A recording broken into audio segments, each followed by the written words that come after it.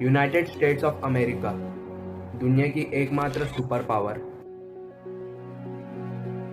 1991 में Soviet union के पतन के बाद अमेरिका दुनिया की अनडिस्प्यूटेड सुपर पावर है। अगर आप गूगल पर सुपर पावर वर्ड का मीनिंग सर्च करेंगे तो आपके सामने कुछ ऐसी डेफिनेशन आएगी: the country which can militarily, economically and culturally exert its influence over the other nations of the world is termed as superpower। अगर बात करें मिलिट्रीली की तो यूनाइटेड स्टेट्स आर्म्ड फोर्सेस दुनिया की सबसे ज़्यादा ताकतवर, technologically advanced, well trained and well equipped navy, army and air force को कंसिस्ट करती है। अगर बात करें इकोनॉमिकली की तो यूनाइटेड स्टेट्स 21.43 ट्रिलियन डॉलर्स की जीडीपी के साथ दुनिया की नंबर 1 इकोनॉमी है। आपको जब भी अपने फ्रेंड्स या फिर फैमिली के साथ लंच या फिर डिनर के लिए बाहर जाना होता है तो आपके मन में मैकडॉनल्ड्स का नाम जरूर आया होगा। मैकडॉनल्ड्स, जो कि दुनिया की सबसे ज्यादा बड़ी फास्ट फूड चेन है, यूएस से बिलोंग करती है।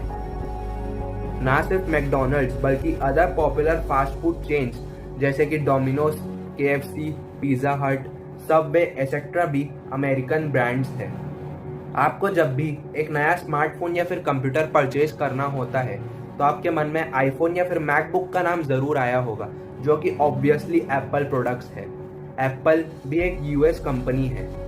ना सिर्फ एप्पल बल्कि दुनिया की सबसे बड़ी मल्टीनेशनल कंपनीज जैसे कि Google, IBM, Walmart, Amazon, Berkshire Hathaway, Tesla etcetera भी अमेरिकन कंपनीज हैं।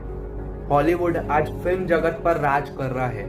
हॉलीवुड की कुछ फिल्में आज दुनिया की सबसे हाईएस्ट ग्रॉसिंग फिल्म्स में से एक है। इन सब एग्जाम्पल से आपको अमेरिका की कल्चरल डोमिनेंस का एक छोटा सा अंदाजा हो गया होगा। लेकिन कैसे यूएस इतना शक्तिशाली देश बना, इसके लिए हमें थोड़ा बहुत इतिहास में जाना पड़ेगा। तो बने रहिए मेरे साथ इस वीडियो में और चलिए शुरू करते हैं।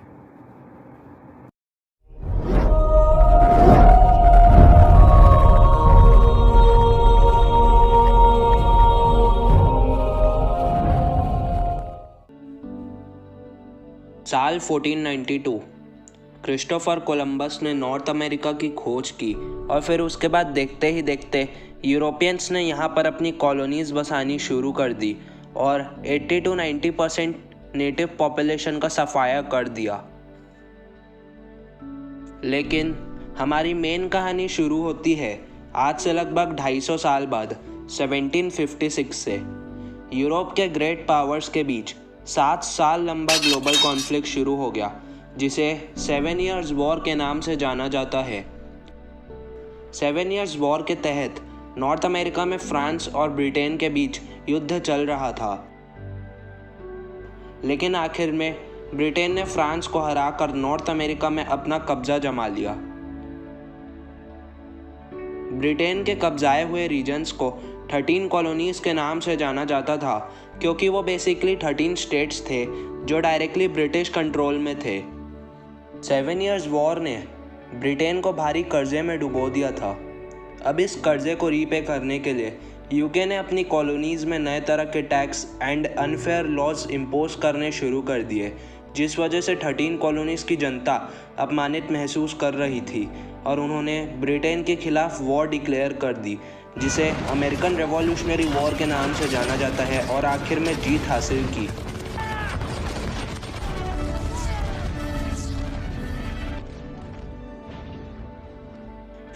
जुलाई 1776 को 13 कॉलोनीज ने यूके से आज़ादी पा ली और यूनाइटेड स्टेट्स ऑफ अमेरिका की नींव रखी। साल 1812 में यूके और यूएस एक बार फिर से भिड़े, लेकिन इस बार इस वॉर का रिजल्ट स्टेलमेट था। अगले 70 सालों तक यूएस ने अपना टेरिटोरियल एक्सपेंशन किया, जहां पर उन्होंने ईस्ट कोस्ट से वेस्ट कोस्ट तक सीमा विस्तार किया। यूएस ज़रूर एक डेमोक्रेटिक कंट्री थी, लेकिन उनके अपने भी कुछ इंटेंशंस थे कि वो बाकी यूरोपियन नेशंस की तरह अपनी टेरिटरी को एक्सपैंड करे। इसलिए उन्होंने कई छोटे बड़े आइलैंड्स को अपनी टेरिटरी में इनकॉर्पोरेट किया। 1867 में उन्होंने रशिया से $7.2 मिलियन में अलास्का परचेज कर लिया।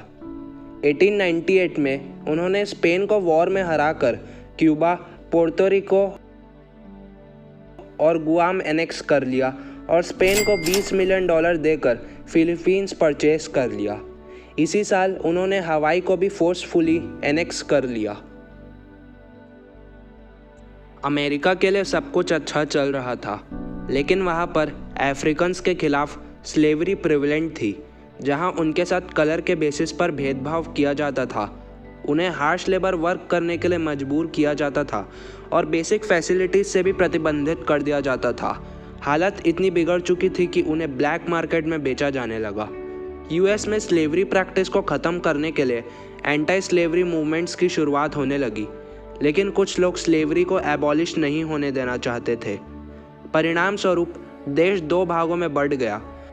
नॉर्थ में यूनियन स्टेट्स थे जो एंटी स्लेवरी मूवमेंट्स के कट्टर सपोर्टर थे, और साउथ में कन्फेडरेट स्टेट्स थे जो स्लेवरी के एबॉलिशन के सख्त खिलाफ थे, और यूएस एक फुल ब्लोन सिविल वॉर की चपेट में आ गया।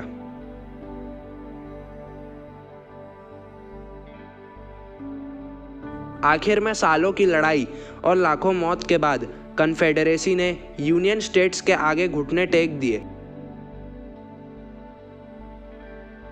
और अंत में स्लेवरी को बैन कर दिया गया।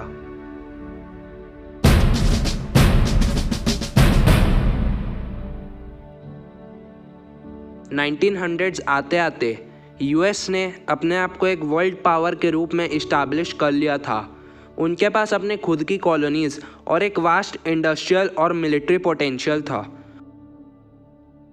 और एक छोटी सी चिंगारी उस सोए हुए दानव को जगा सकती थी।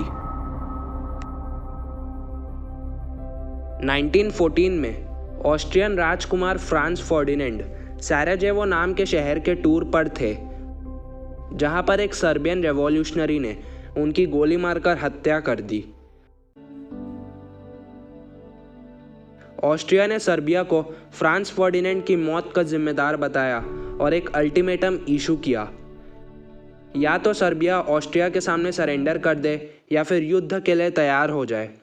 सर्बिया ने ऑस्ट्रिया की सारी डिमांड्स को रिजेक्ट कर दिया और वर्ल्ड वॉर 1 की शुरुआत हो गई, जिसमें एक एक कर सारे ग्रेट पावर्स कूद पड़े।